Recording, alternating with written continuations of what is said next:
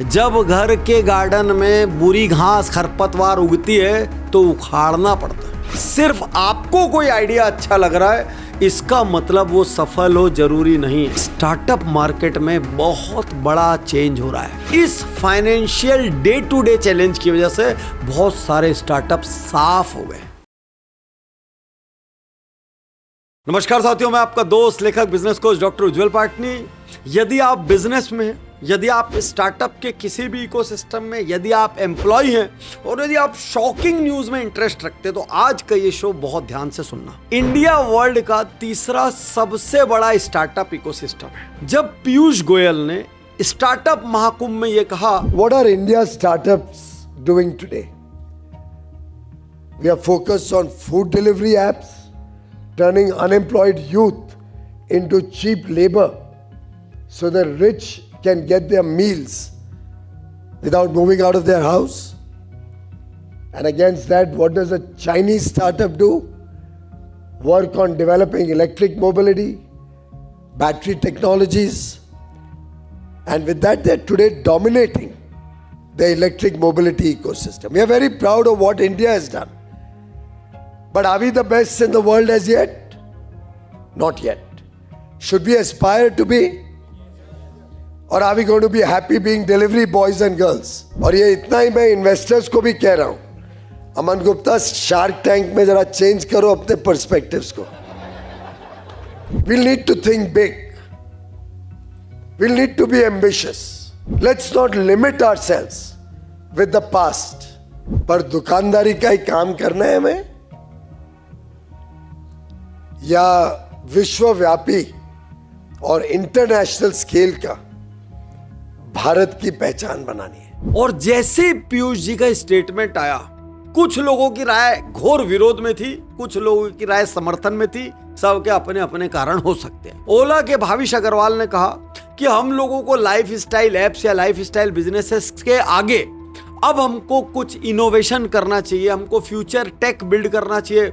ये अलग बात है कि खुद भाविश अग्रवाल निपटे हुए हैं। अब चूंकि पीयूष जी ने अमन गुप्ता बोट वाले को डायरेक्ट पॉइंट आउट किया था तो अमन गुप्ता बाद में सपोर्ट में आया। उन्होंने कहा कि भाई इंडिया काफी दूर तक तो आ चुका है, लेकिन अब हम लोगों को हाई एम करना चाहिए। लेकिन कुछ लोग बहुत विरोध में थे। इन्फोसिस के मोहनदास पै ने कहा कि 14 से 24 के बीच इंडिया ने महज रिसर्च में $160 बिलियन इन्वेस्ट किया। इसके कंपैरिजन में चाइना ने 845 बिलियन इन्वेस्ट किया। बात करना बहुत सरल है, लेकिन सरकार पहले इस सेक्टर में ध्यान तो दे। और जेप्टो के सीईओ आदित्य तो एक कदम आगे निकल गए। अब युवा खून है। वो कहते हैं हमारी कंपनी 3.5 साल पहले एग्जिस्ट भी नहीं करती, जबकि अभी हम लगभग 1000 करोड़ का टैक्स पटा चुके हैं, लगभग 1.5 लाख नौकरियां जनरेट कर चुके हैं, और आप कहते हैं कि इंडियन स्टार्टअप काम नहीं कर रहे हैं। इन सब को एक तरफ छोड़ते हैं, लेकिन स्टार्टअप का इतनी तेजी से बंद होना वाकई चिंता का विषय है। चलो आपको एक आंकड़ा देता हूं। आपको ये जानकर हैरानी होगी कि स्टार्टअप इंटेलिजेंस प्लेटफॉर्म ट्रैक्शन कहता है लास्ट 2 साल में 28,000 स्टार्टअप बंद हुए। इस आंकड़े को और आगे देखते हैं। सिर्फ 2023 में 15,921 स्टार्टअप बंद हुए हैं, जबकि यदि आप इसकी तुलना 2019 से 2022 तक करोगे, मतलब आप पूरा कंबाइन कर दो 3 साल, उस पीरियड में सिर्फ 2300 स्टार्टअप बंद हुए थे। माय गॉड, 2023 में 15,921 स्टार्टअप बंद हुए, और ये मोस्टली एग्रीटेक, फिनटेक, एडुटेक जैसे हॉट सेक्टर्स के थे। यहां पर आपको एक और बहुत इंटरेस्टिंग आंकड़ा बताना चाहता हूं। सिर्फ स्टार्टअप बंद नहीं हुए, नए स्टार्टअप बनने की दर में बहुत बड़ा फर्क आया। नए स्टार्टअप बनने का रेट डिक्लाइन हुआ है। नंबर आपको बताता हूं, 2019 से 2022 तक, मतलब 19 से 22 तक लगभग 9600 स्टार्टअप्स पर साल बनते थे, जबकि 2025 में अभी आधा साल निकल गया है और सिर्फ 125 स्टार्टअप रजिस्टर हुए हैं। ये ओवरऑल दिखाता है कि स्टार्टअप मार्केट में बहुत बड़ा चेंज हो रहा है।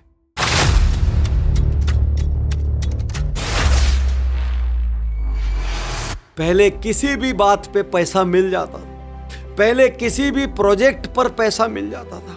चारों ओर हरियाली थी, बिजनेस में सर्वाइवल का दम न भी हो तो भी पैसा मिल जाता था। अब फंडिंग पर बहुत बुरी लगाम लग गई है। टॉप कंसल्टिंग कंपनी बेन कहती है कि 2022 की तुलना में 2023 में स्टार्टअप फंडिंग में 70% का ड्रॉप आया था। तो अब चूंकि पैसा नहीं मिल रहा है, जो बिजनेसेस क्रिएट हुए हैं वो सेल्फ सर्वाइवल कर सके इतने शक्तिशाली थे नहीं, तो अल्टीमेटली उनको बंद करना पड़ा। यदि आपको अपने बिजनेस को लॉसेस से बचाना है, यदि कोई स्टार्टअप ला रहे हैं तो भले ही वो 100 गुना ना हो लेकिन वो बंद ना हो, ऐसा आपको चाहिए। यदि आपको अपने बिजनेस में सिस्टम्स और प्रोसेसेस चाहिए तो एक बहुत बड़ी अपॉर्चुनिटी मैं आपको दे रहा हूं। बहुत जल्दी देखिए स्क्रीन पर सारी डिटेल्स आ रही है। मेरा सबसे लोकप्रिय प्रोग्राम बिजनेस गुरुकुल आ रहा है, जहां पर हम लोग साथ में 12 दिन एक साथ बिताएंगे और हर एक महीने के गैप में एक दिन बिताएंगे। मैं एक दिन ओनर को राइट करूंगा, एक दिन एचआर को राइट करूंगा, एक दिन सेल्स को राइट करूंगा, एक दिन मार्केटिंग को राइट करूंगा, एक दिन बिजनेस चेसिस को राइट करूंगा, एक दिन ब्रांडिंग को राइट करूंगा। यकीन कीजिए 12 दिन मेरे साथ जो बिताएंगे वो अलग, आपको बिजनेस गुरुकुल में मैं लाखों के फॉर्मेट्स फ्री दूंगा वो अलग, और सबसे बड़ी चीज हर प्रोग्राम के आसपास आप मुझसे बात कर पाएंगे। तो यदि स्टार्टअप के साथ या अपने बिजनेस के साथ आप बिजनेस गुरुकुल करते हैं तो मान के चलिए एक तरीके से आप एक प्रिवेंटिव मेडिसिन ले रहे हैं, और खुद को, अपने बिजनेस को, अपने सिस्टम को, अपनी पॉलिसीज को डेवलप करने का यह निर्णय आपको तत्काल लेना चाहिए। पहले इन्वेस्टर्स जल्दी प्रॉफिट की डिमांड नहीं करते। पहले इन्वेस्टर्स कब ब्रेक इवन होगा ये नहीं सोचते थे। वो एक आइडिया पे पैसा लगा देते थे, एक प्रोजेक्ट पे, एक मॉडल पे पैसा लगा देते थे, वो भरोसे पर पैसा लगा देते थे, यहां तक कि वो IIT या IIM लिखा हो इस पर भी पैसा लगा देते थे। लेकिन अब इन्वेस्टर्स बहुत हाथ जलाने के बाद सजग हो गए हैं। वो प्रॉफिटेबिलिटी का प्रेशर क्रिएट करते हैं।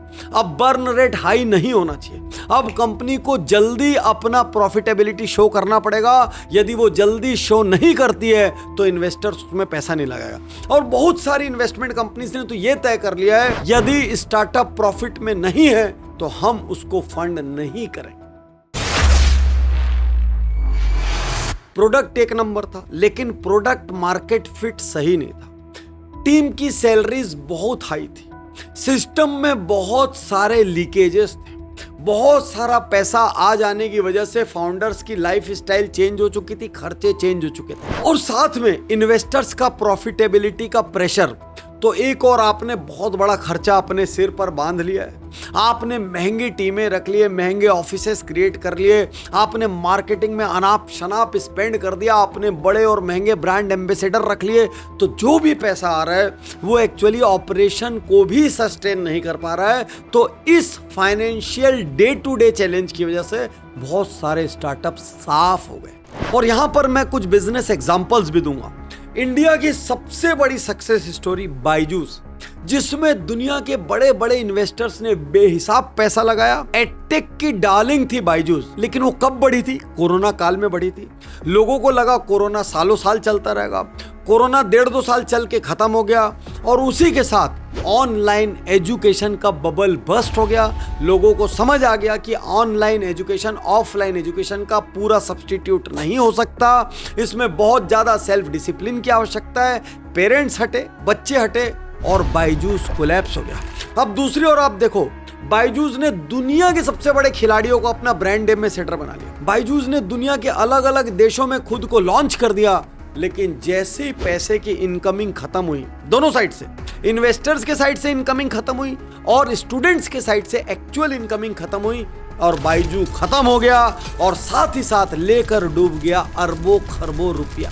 बहुत सारे D2C ब्रांड खत्म हुए, क्योंकि देखा देखी में, कॉपी कैट में उन्होंने खोल तो दिया, बाद में उनको समझ आया कंपटीशन बहुत हैवी है, कस्टमर एक्विजिशन कॉस्ट बहुत हाई है, और साथ में कस्टमर की एक्सपेक्टेशन को मीट करना बहुत मुश्किल होता जा रहा है, क्योंकि कस्टमर के पास एक नहीं मल्टीपल ऑप्शंस हैं। और ऐसे में एक दूसरे से टकरा कर कितनी डिस्काउंटिंग करते हैं, कितनी मार्केटिंग करते हैं। तो कुछ डीप पॉकेट वाले बच गए, बाकी अधिकांश निपट गए, या जल्दी ही निपटने की खबरें आएंगी।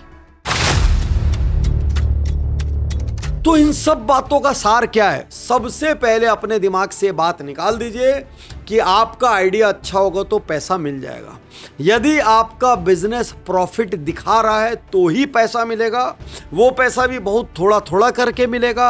वो पैसा बहुत नियम और शर्तों के साथ मिलेगा। वो पैसा लेने के बाद आपको इन्वेस्टर्स की बहुत सारी शर्तों को मानना पड़ेगा। यदि आप ये कर सकते हैं तो ही आप स्टार्टअप लेकर आइए। सेकंड, यदि बहुत दिन तक पैसा ना मिले तो आपके पास इंटरनल फंड अरेंजमेंट्स इतने रहने चाहिए कि आप एक पीरियड तक सरवाइव कर सकें। अगली बहुत इंपॉर्टेंट बात, इस स्टार्टअप को बड़ा करने की जर्नी में खर्चे मिनिमम रखिए। ऑपरेशनल एक्सपेंसेस को एकदम टाइट रखिए। आपका हर पल फोकस प्रॉफिटेबिलिटी पर रहना चाहिए, क्योंकि पैसा लगाने के पहले भी इन्वेस्टर पूछेगा प्रॉफिटेबल है या नहीं, और पैसा यदि लगा दिया उसके बाद तो हर दिन आपके गले पर बैठेगा प्रॉफिट दो, वैल्यूएशन बढ़ाओ। और सबसे बड़ी सलाह, सिर्फ आपको कोई आइडिया अच्छा लग रहा है इसका मतलब वो सफल हो जरूरी नहीं है। प्रोडक्ट मार्केट फिट पर खूब काम कीजिए, इवॉल्व कीजिए। अपने प्रोडक्ट पर बड़ा खर्चा करने के पहले उस प्रोडक्ट को मार्केट में ले जाकर पायलट रन कीजिए, टेस्ट रन कीजिए, सर्वेस कीजिए, फीडबैक लीजिए, उसको इवॉल्व कीजिए और तब जाकर कॉमर्शियली अपनी स्किन उस प्रोजेक्ट में डीप डालिए। आप कहेंगे पार्टनर साहब ये गुड है कि बैड? आप में से कई देश प्रेमी बोलेंगे ये तो देश के लिए बहुत खराब है, भारत में ऐसा नहीं होना। रुक जाओ भाई, जब घर के गार्डन में बुरी घास खरपतवार उगती है तो उखाड़ना पड़ता है। जब शरीर के कोई अंग में खराबी आती तो सर्जरी करना पड़ता है। ऐसा समझिए बहुत बड़ी सर्जरी हो रही है और मेरी नजर में बैड कम और गुड बहुत ज्यादा। कारण, अब अनसस्टेनेबल बिजनेस मॉडल्स नहीं आएंगे। जो बिजनेस मॉडल महज किसी की फैंसी है या उसको लगता है कि ये हो सकता है, जैसे शार्क टैंक में कुछ बिजनेसेस आए थे, आज तक भी मैं सोच के हंसता हूं। एक प्रोजेक्ट आया था जो नाभि को शेप देने वाला एक छोटा सा टूल बनाता है और उसकी इतनी धुलाई की थी फाउंडर्स ने, और ऐसे एक दो नहीं मल्टीपल प्रोडक्ट थे। सेकंड, फाउंडर्स अनावश्यक खर्च करना, दिखावा करना, इस सब को बंद करेंगे। मिनिमम में मैक्सिमम लाने का प्रयास करेंगे। थर्ड, स्टार्टअप्स अब ज्यादा डिसिप्लिन्ड होंगे, ज्यादा कैपिटल एफिशिएंट होंगे, वो एक एक रुपए का हिसाब रख कर चलेंगे। फोर्थ और सबसे इंपॉर्टेंट, इससे इन्वेस्टर्स की हार्ड अर्न मनी बचेगी और लोगों का स्टार्टअप पर भरोसा पैदा होगा। तो बड़ा सवाल, भाई स्टार्टअप लाना चाहिए कि नहीं? स्टार्टअप जरूर लाना चाहिए, लेकिन राइट प्रोडक्ट मार्केट फिट के साथ, ऑपरेशनल एफिशिएंसी के साथ, कैपिटल एफिशिएंसी के साथ, पायलट रन के साथ, लॉन्ग टर्म विजन के साथ, और कुछ स्टार्टअप्स को अपना रोल मॉडल बना के उनको क्लोजली ऑब्जर्व करके। और यदि आप ये सब करेंगे तो यकीन कीजिए आप असफल नहीं होंगे। मैं तैयार